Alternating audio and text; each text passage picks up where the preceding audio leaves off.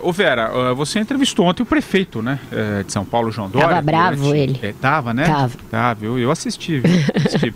Durante o programa, né, que ele tem na internet, chamado Olho no Olho, e em meio a essa conversa sobre cidade, você foi direta, né, ao questionar o Tucano a respeito da disputa, né, de possíveis prévias para a presidência da República contra o padrinho dele, o governador Geraldo Alckmin. O Matheus separou um trechinho dessa conversa. Coloca aí, Reginaldo, vai lá. Eu não disputo com o Geraldo Alckmin. Geraldo Alckmin é um homem que me ajudou, me apoiou, é meu amigo há 37 anos. Eu jamais faria um ato dessa natureza. Olha o vídeo aí saindo, hein, nos últimos minutos. De rebeldia para uma demonstração dessa natureza. Se ele for, prévias com Geraldo Alckmin, não vou disputar. Não há a menor hipótese. Primeiro, não sou candidato a nada para disputar nada. Depois, não me vejo nesta condição. Podemos descartar o Dória para 2018? Não podemos. Uma coisa não quer dizer a outra necessariamente. O que quer dizer é que o governador Geraldo Alckmin conseguiu encaixar uma bola, conseguiu encaixar uma estratégia. Qual era essa estratégia? E eu venho falando disso desde segunda-feira aqui. Ele definiu essa defesa das prévias como uma coisa que ele sabia que iria emparedar o Dória. O Dória jamais poderia falar contra as prévias, porque foi eleito em prévias, e jamais disputaria contra ele, seu padrinho, uma primária ou uma prévia para se sagrar candidato. Então, nessa circunstância, ele não será candidato, mas ainda não está dado que vai haver prévias. E aí, qual é o jogo do Dória do outro lado do tabuleiro de xadrez? Ele vinha falando, Patrick, em colocar um representante dos prefeitos na Executiva Nacional. Agora, ontem, nessa entrevista para mim, ele já falou em colocar 2. Porque ele falou que a onda azul foi muito forte em 2016, elegeram prefeitos jovens, dinâmicos, que varreram o PT do mapa, e não é possível que esse contingente de novos gestores não esteja representado na Executiva. Aí ele até soltou farpas contra alguns tucanos históricos aí do partido. Disse: o Zé Aníbal e o Alberto Goldman não têm voto, o que eles estão fazendo lá na Executiva? Então, quer pôr 2 e não apenas um representante dos prefeitos. E falou: os jovens deputados, portanto os cabeças pretas, que são dinâmicos e que querem uma política mais dinâmica e mais ousada, também não têm representação na Executiva. Então eu vislumbro aí uma aliança entre ele e esses jovens deputados, entre ele e esses outros prefeitos, para tentar criar um equilíbrio de forças interno no PSDB, de modo a que essa coisa de prévias não seja decidida agora. Não seja definido na convenção que vai trocar o comando do partido, que necessariamente o PSDB vai escolher o seu candidato em prévias. Deixe isso para decidir o ano que vem. E o que ele espera até lá? 2 coisas. Que o perfil fique mais claro, um perfil de candidato mais próximo a ele. Ele defendeu isso na entrevista também. Falou que o candidato tem que ser alguém dinâmico, tem que ser alguém corajoso. Ele disse: eu sou corajoso, vocês não vão me ver no muro. Bateu pra caramba no Lula. Então ele quer se contrapor ao Lula, ser escolhido como a pessoa que vai polarizar com o Lula para aí ascender nas pesquisas e tornar a sua candidatura um fato consumado. É mais ou menos essa circunstância em que ele acredita que ainda vai conseguir vencer esse embargo do Alckmin, a candidatura dele. O Madureira, nas pesquisas, nos levantamentos de opinião, inclusive em alguns institutos, ele aparece até um pouquinho à frente, claro que dentro da margem de erro, mas à frente do governador de São Paulo, Geraldo Alckmin, né? Enfim, como é que você viu essa colocação aí do Dória? Olha, Patrick, na minha opinião, o grande problema do Dória é sair pela legenda do PSDB. Eu coloco essa questão. O PSDB perdeu e está perdendo muito do seu capital político, né? O PSDB, que fazia contraponto ao PT, digamos assim, na questão de moralidade com a coisa pública, da ética, do comportamento, ele perdeu completamente digamos assim, essa característica, mesmo porque não a tinha, né? Ficamos sabendo que eu era igual aos outros.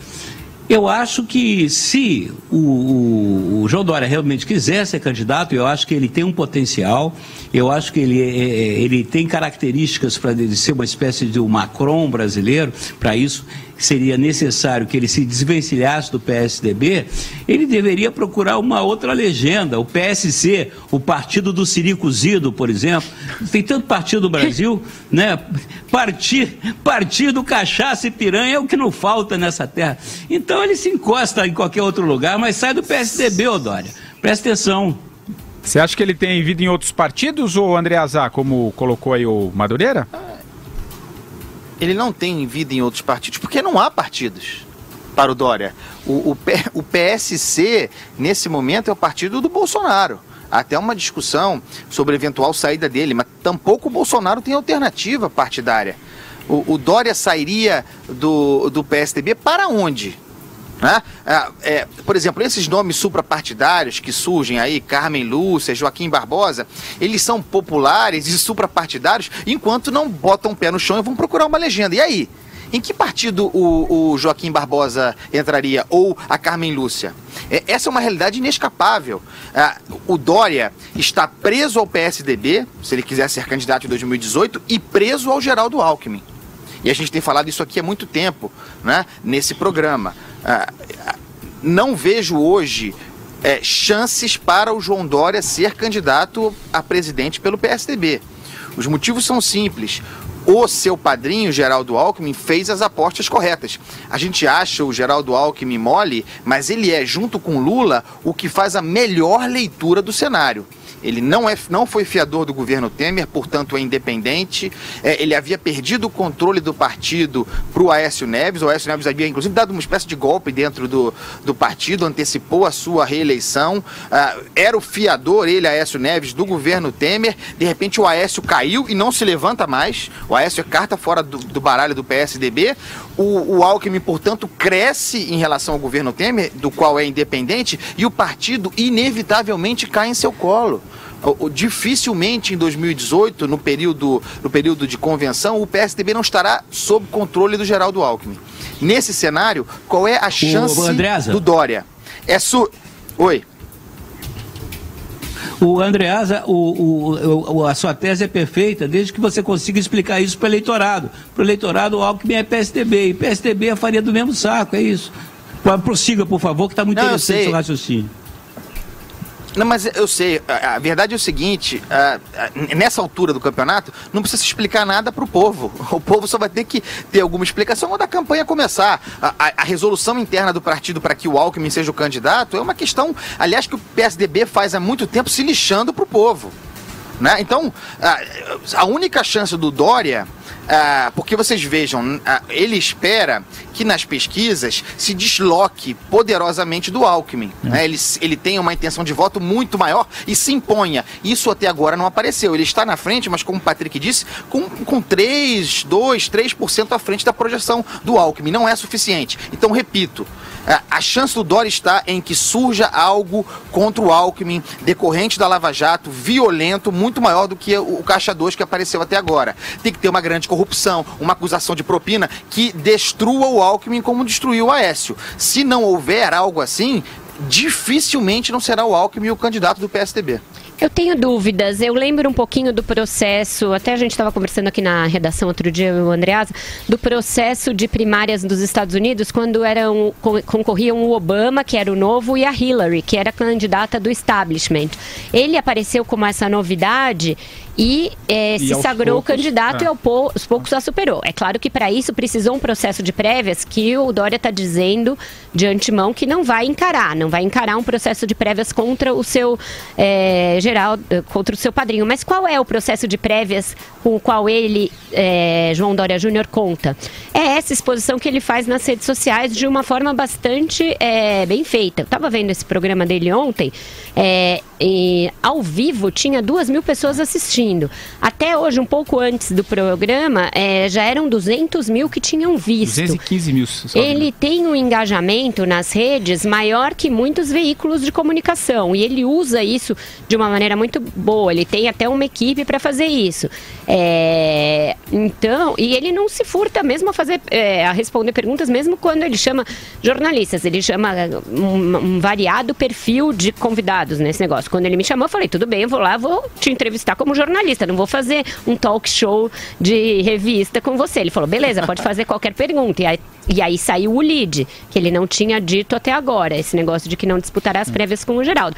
Então ele conta com essa comunicação direta para galgar esses degraus nas pesquisas que o Andreasa falou. E conta com essa coisa que ele está fazendo também de uma maneira engenhosa, eu não sei se ela é efetiva como política pública, com essas parcerias com as empresas privadas, que permitem dar um tapa na cara da cidade e que em um ano pode funcionar, né? Pode funcionar. Ele tá pondo banheiro novo nos parques, ele vai fazer um negócio de vidro lá, é muita cosmética? É.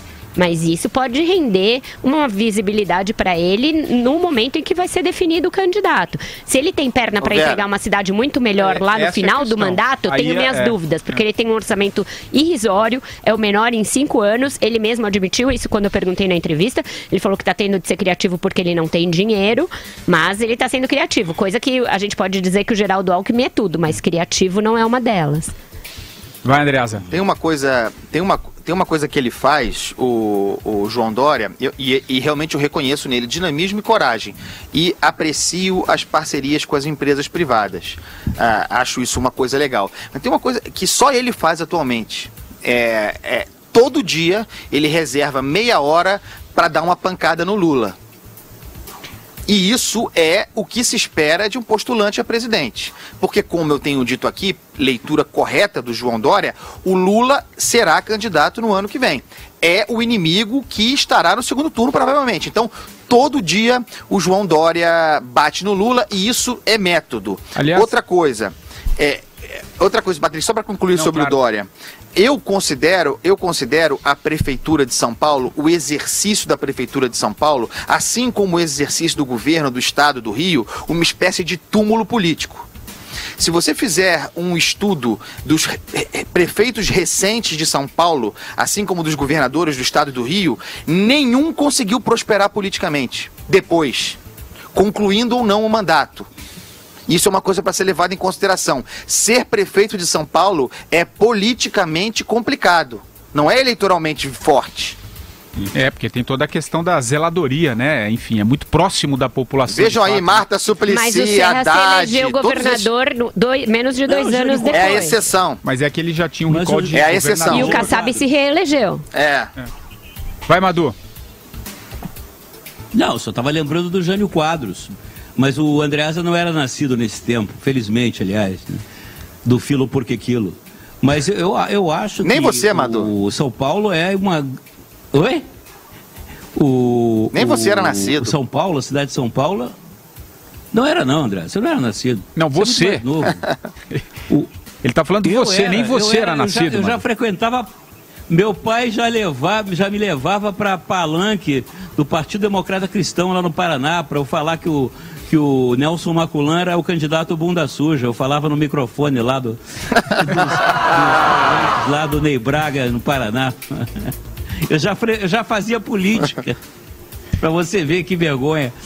Mas não roubava, não. Mas olha só, o São Paulo é uma grande plataforma política. O problema não é o seguinte... O problema é você conseguir fazer uma bela gestão na cidade de São Paulo, e que é o lugar mais rico do Brasil, é onde está o dinheiro do Brasil. Agora, a Vera mostrou muito bem, lembrou. Em 5 anos é o orçamento mais baixo, né? Você é mais apertado de recursos. E você tem que ser criativo, você tem que ter o apoio da população, tem que ter a solidariedade da população. Agora, uma coisa que é até curiosa e diz respeito também, a Vera estava falando que a sociedade está quieta com relação à coisa do imposto, as coisas do Lula. Eu tenho observado um aumento muito grande das pessoas de se mobilizarem na internet, inclusive na questão do João Dória, na questão da presidência da República. As pessoas, eu acho que elas estão preferencialmente se manifestando através das redes sociais, do Facebook, enfim, dos fóruns todos que as pessoas têm. E isso, na minha opinião, aumentou muito. Vocês não reparam isso, não? Isso eu acho que já é um fenômeno que vem das últimas eleições. A única dificuldade, Madu, que eu acho que nem os institutos de pesquisa, nem os pesquisadores acadêmicos conseguiram resolver, é se esse engajamento virtual se traduz efetivamente nas urnas, né, depois. Porque a gente via muito o engajamento virtual, o Aécio até tinha mais que a Dilma em 2014, a Marina tinha bastante, mas na hora da urna prevaleceu o quê? O velho e bom marketing na TV. Então, a gente vai ter que ver como isso vai... Eu acho que cada vez mais a influência vai ser maior do digital. E das notícias que se propagam, né, nas redes sociais. Eu acho que cada vez a influência vai ser maior. Eu ainda não sei se a ponto de eleger um presidente da República num país tão grande, tão multifacetado quanto o Brasil, que ainda tem disparidades regionais tão grandes. Acho que vai ser um bom exercício para a gente no ano que vem ficar atento a isso.